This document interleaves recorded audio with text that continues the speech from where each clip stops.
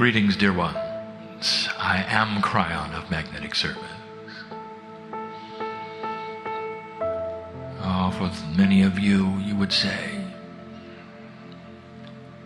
sounds like the voice you've been hearing all day of my partner. I'll tell you what's happening. Channeling is a cooperative.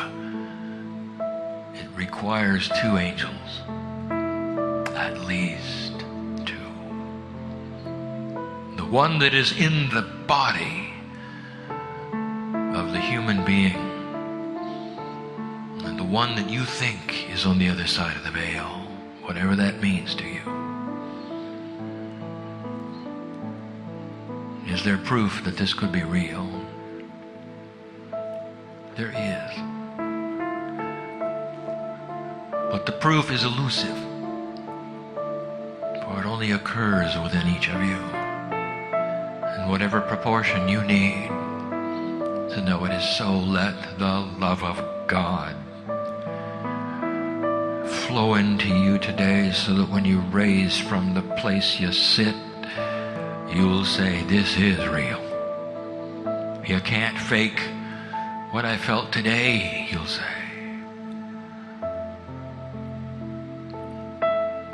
Spirit is very aware of everything that's going on. Everything. We are not apart from you even for a moment. The biggest test of life is for you to understand that.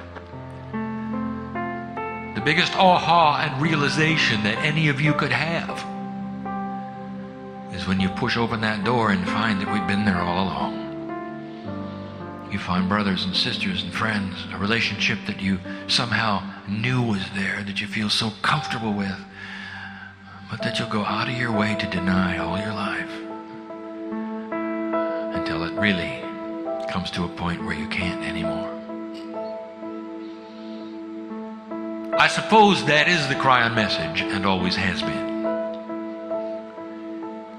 That there will be some who awaken and some who do not to the potentials on the planet, and those who do not will be not judged. And those who do not will not be put in another category, and those who do not will not have anything bad happen to them that is apart from those who do. For that would be unfair, it would be judgmental.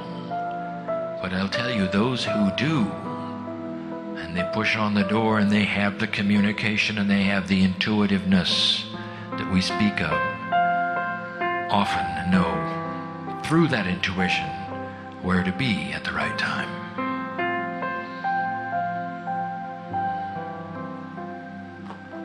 So welcome to this, a time for some of you which is pleasure.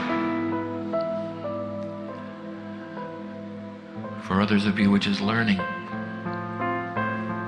We are very aware of what goes on here today. We know why you're here. We know of the ship that you are upon. We know the destination of where you're going, and we know each of you intimately. And we know of your lives. We know of the difficulties, the challenges. We know the secrets. And there is no judgment of any. There are those who say, if this is truly what's happening, I'm just a little uncomfortable. You're always around me. What if I want some privacy? Impossible. Because privacy is not anything that is known in the universe by creatures like you. You are angelic, divine. You're always a group. There are always those around you. You are never alone. And you've heard that before, haven't you? Just a little teaching today, some little reminders that we should get to. After we tell you that this is a sweet place, we're aware of the music. We're aware of the captain, even if he is not aware of us. Listen to me. Dear human being, you're not what you seem. Do you you understand why you're here. Maybe it's so that you could take a few days off and really listen to the voice inside you. Oh, not the one coming from my partner, and not even the one coming from the other side of the veil that you call Kryon. But a cosmic connection where all of the truth on earth resides in every cell of your body, should you ask for it. Masters each you are. That's what we teach. And some of you know that I'm right. There are those who sit in this place who have healed themselves, who otherwise might have passed on. Did you know that? Did you know that there are 3 of you here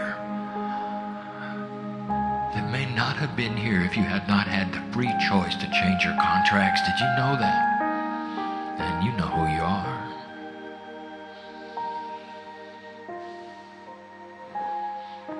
I would like to remind you about numerology.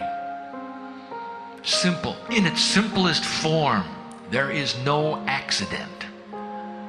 When you connect numbers to almost any other system you might have, in any language you might have, there are no accidents. You know what the numbers mean. And because your culture is the way it is, it's different from place to place. But let us talk about the one you're in, the one you know, and the language that you speak. Simple. There are many human beings who've actually changed their own name because they did not like the numerology of the one that was given to them. And that numerology is often done in the simplest form that anyone could understand. You assign a number in the alphabet to the letter. A would be 1, Z 26. And using that simple system, which is not anywhere near as accurate or complex as some of the more profound ones, even it will give you the energy of basic names.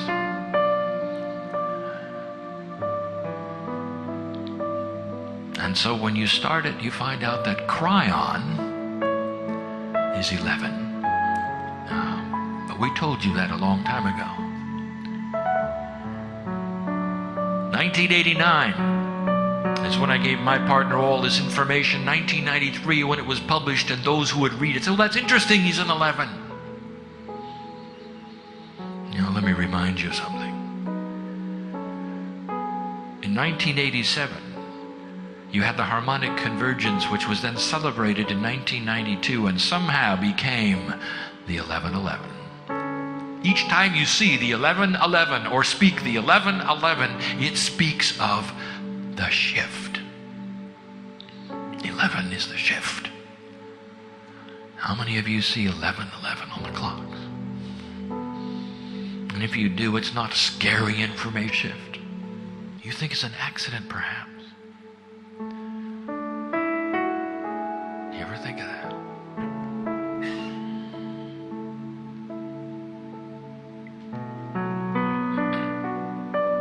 Here you are in the 11 energy.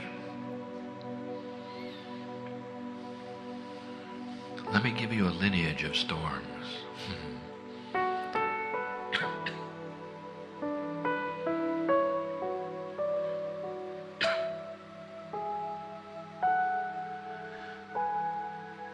One of the most commonly used metaphors we have had is that you are a lighthouse in the storm.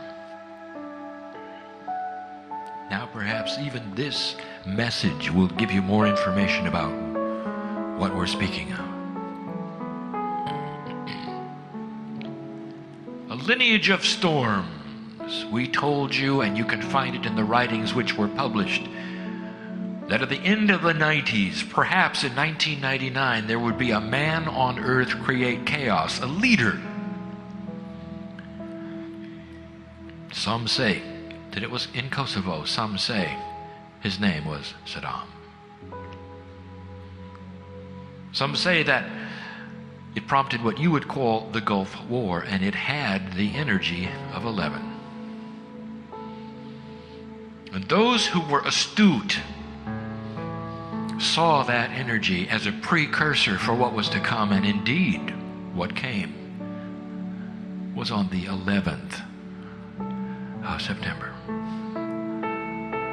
The two numbers that have been associated with the shift and the Kryon energy from 1989, the 9 and the 11. It's become a noun, 9/11.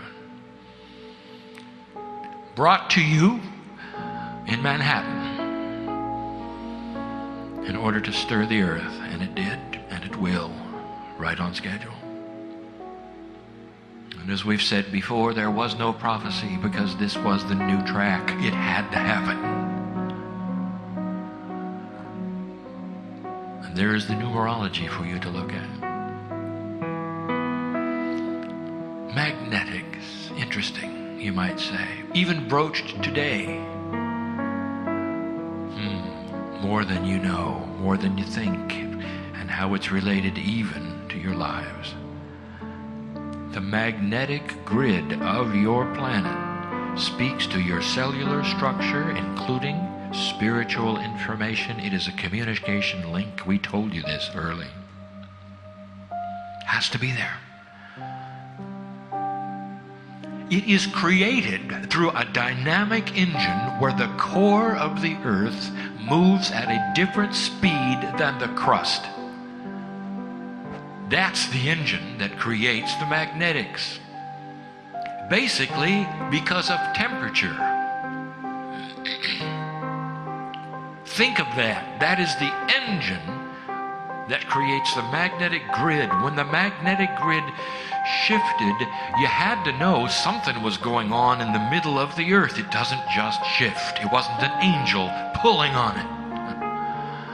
The Kryon grid group came in 89, left in 2002, and that's when the major amount of work was done. And you thought we were all up there pushing and pulling on the grid, didn't you? And you're wrong. We were at the core of the earth. That's what we were doing. And it got moved because of the geology that is responsible for it. And that is how it got moved. So you might say it was a Gaia project with Gaia's permission. It actually changed the Akash energy, which is defined often as that energy which is the potential connection to you and your higher self. Ascension energy, the Akash of the planet.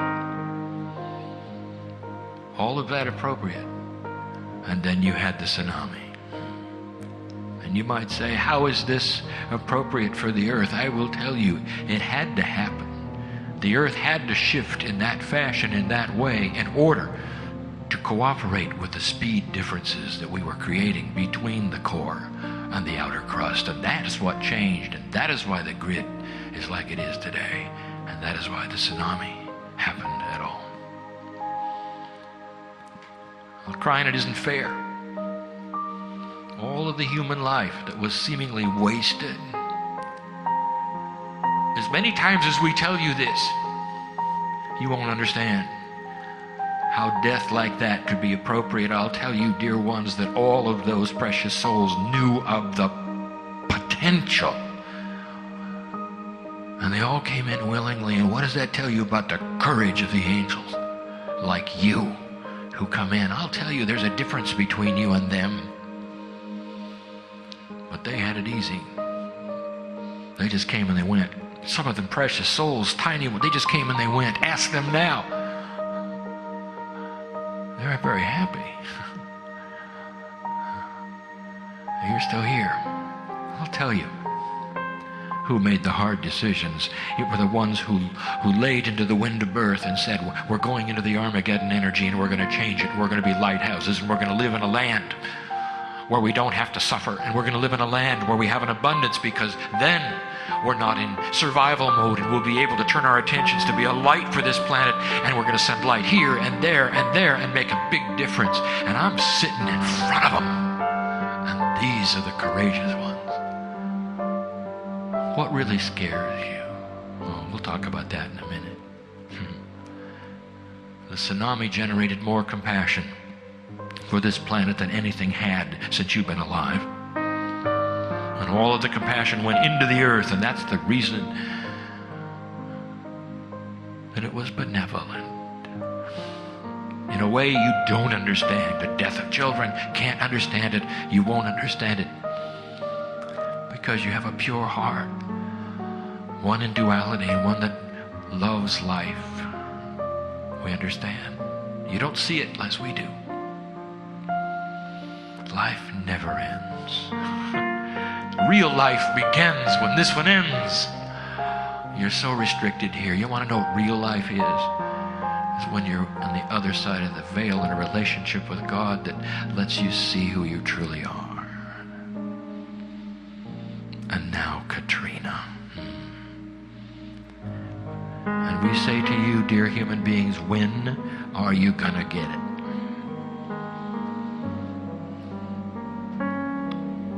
We started telling you about the earth shifts. You got to see them coming.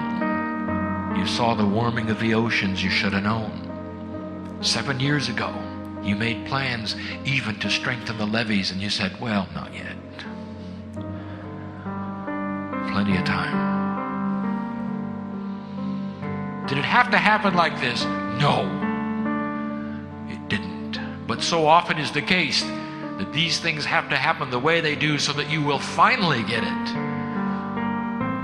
And put the solutions in place. You have the time, you have the technology. The earth is warming before it cools off, and I will tell you that these storms will be normal for years to come. The perfect storm is going to visit you over and over.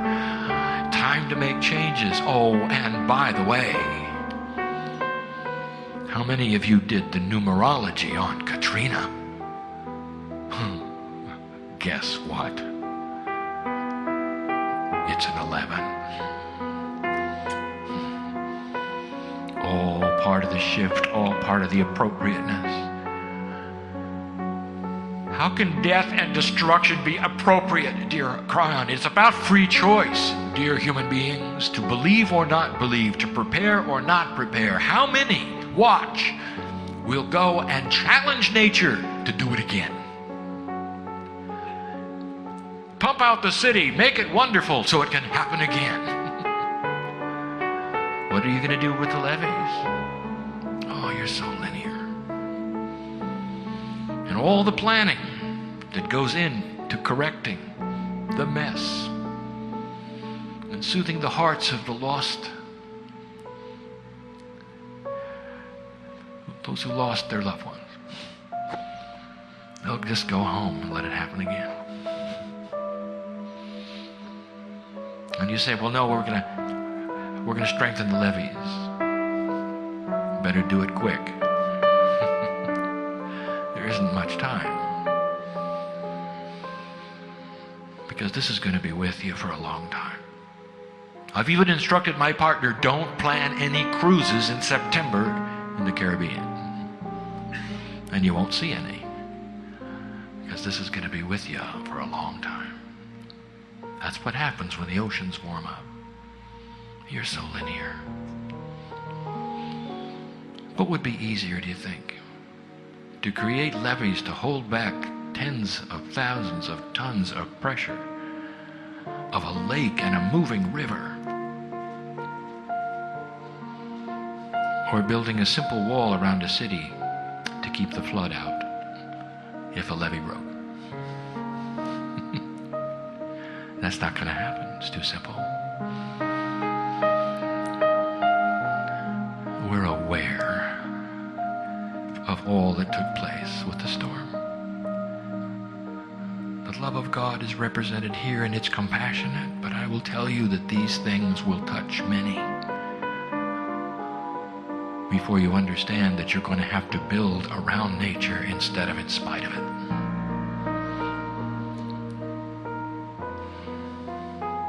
Then there are those who say, well, let's talk about a real storm. What is the greatest storm you can think of?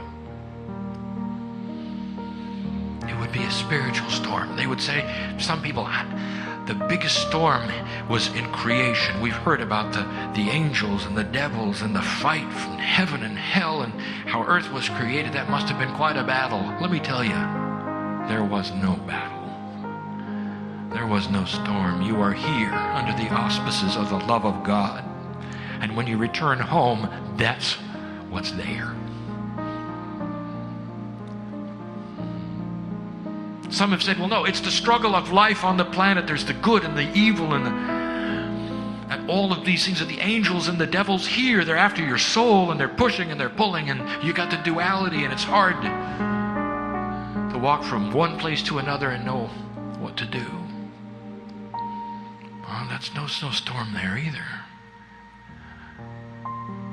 Human being, the most glorious master on the planet, was a human. The best, most divine things on the planet have come right out of human cellular structure, and the most evil, decadent things you can imagine, the blackest of the black, the most awful, also belong to the human being. It's you With you. That's a storm? Not really. That's just human nature. You live with that all the time. No, there's something bigger. I'll tell you where the real storm is. It's in Jerusalem. It's at the fulcrum of 9/11, of the shift of earth. That's where the storm is. The battle from the old to the new. Do you realize just how old and entrenched those areas are with consciousness? Did you understand, dear human being, that if you live there, if you were born there, if you call yourself a Jew and have gone there, there is no hope that you will solve your own problem?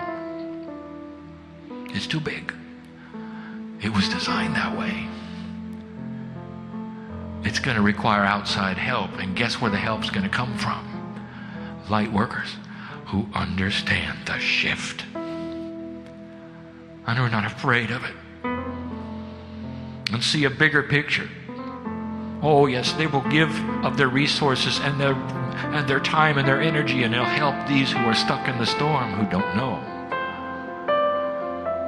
about what you do. But when it's all over, you will then move back, regroup, and shine your light on Israel. I will tell you yet again, there's the storm. You want to advance a more calm weather on the planet? I will give you a way to.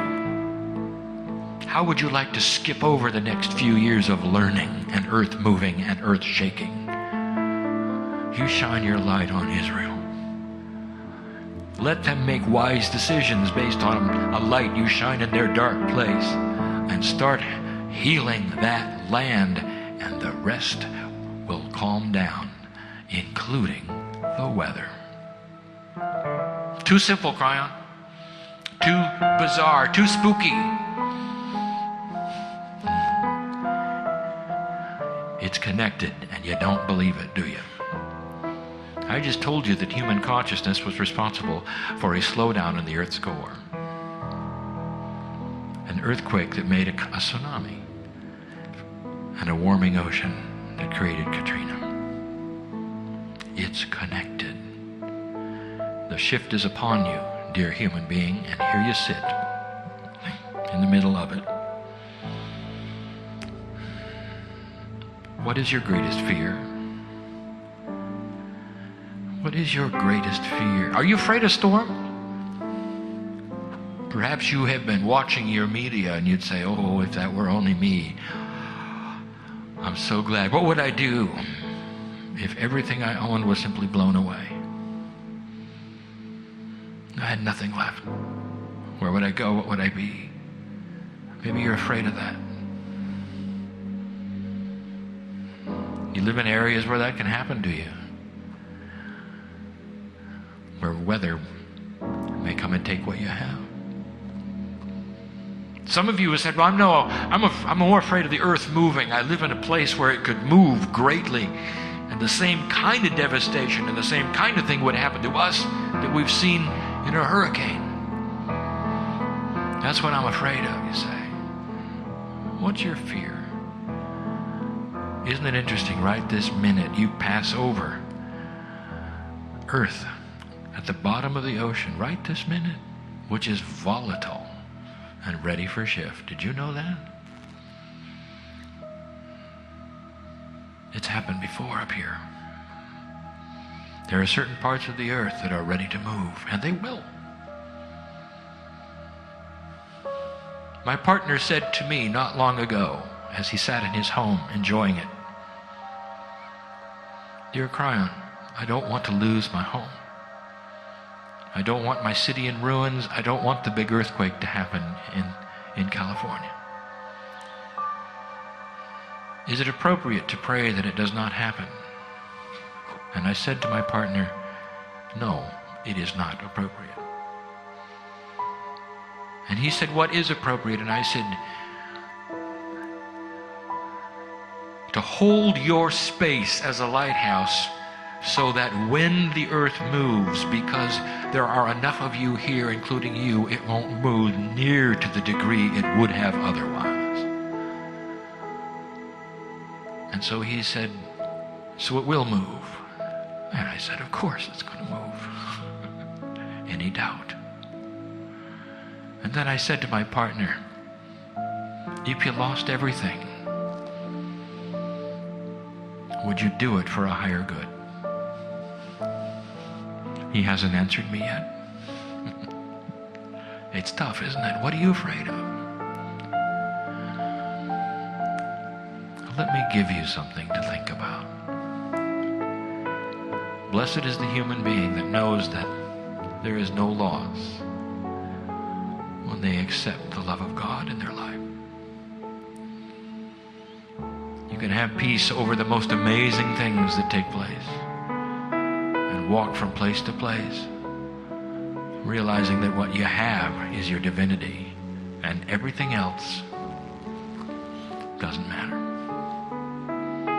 Just stuff. What are you afraid of? There is no energy on the planet that can take your divinity. What are you afraid of? Things? Death, perhaps? Oh, you've done that many times. That's just moving from one energy to another energy. Oh, I understand the humanness of it. All right, understand this. You're here for a reason, and we don't need you to leave and grow up and take 20 years to get here again. We need you to stay here now, dear human beings, and shine your light so completely that if and when such a thing should ever happen where you are, that your light will be so strong that it will be less severe where you stand. And in the future years, maybe some of you will be put in a place where you'll say, "This is what Kryon was talking about." You're connected to everyone in this room. Did you know that? And they'll know you. They'll remember this cruise. They'll remember these words this day, and they'll think about you. And you'll be instantly connected to everyone here. That's the way it works. You are in the middle of the shift. If you want to send any kind of light anywhere, you will send it to those in charge who are supposed to have the wisdom of planning. For them to understand there is no way they can thwart this nature. It is changing. It is shifting. This is not a renegade storm. This is the new paradigm. And we told you it was coming, and here it is. There'll be another one. And even another one. Maybe it's time to cooperate with the Earth's energy and say, how can we build differently? How can we do things that make more sense than trying to hold back nature? Why don't we somehow do something that actually cooperates with it but keeps us in safety? Those are the plans you should be looking at, and they're there, and they're smart, and they're wise, and no one has thought of them yet. Because they're new paradigm thinking for protection. When you start doing these kinds of things, then you won't have the catastrophe that you had.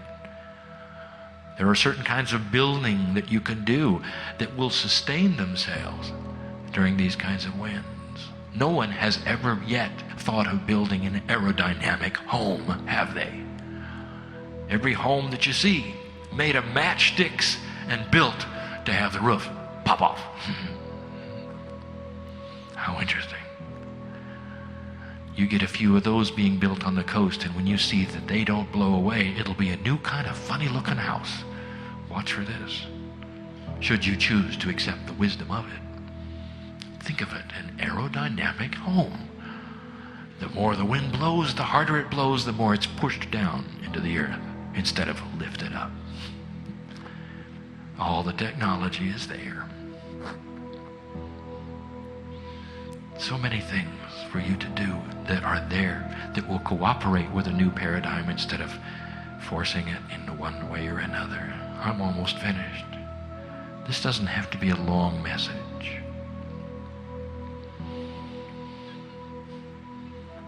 Kryon, what is the greatest paradigm you would like us to accept and understand and realize that will get us from A to B faster and change the weather? And I'll say to you, funny you should ask. Angels? What are you afraid of?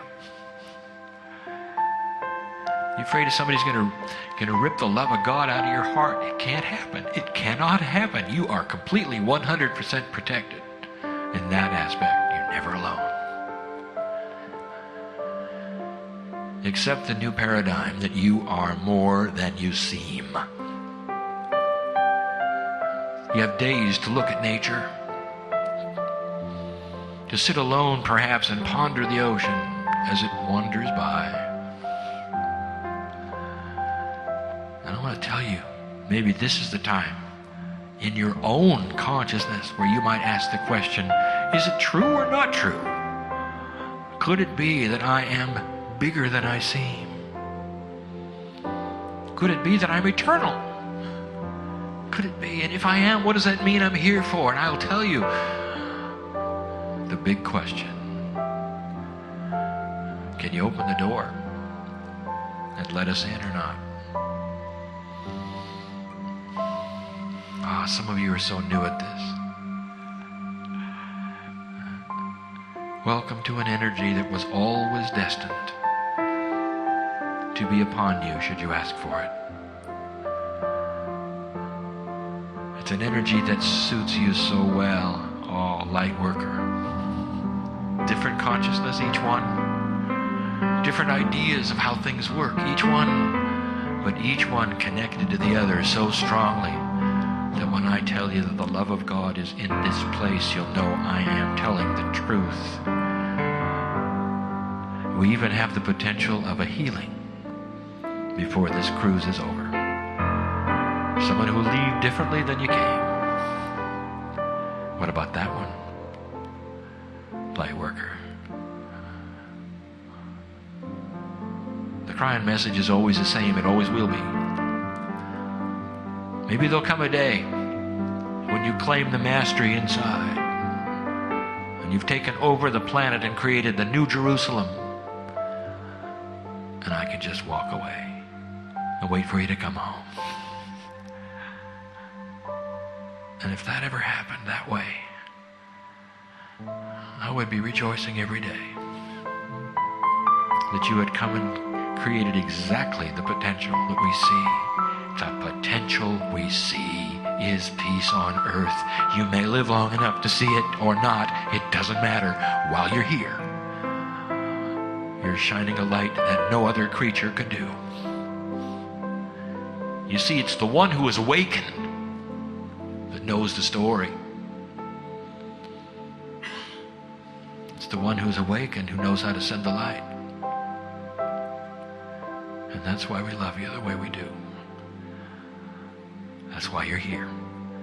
I was with you when you leaned into the wind of birth. We talked about the potential, and here it is. And here it is.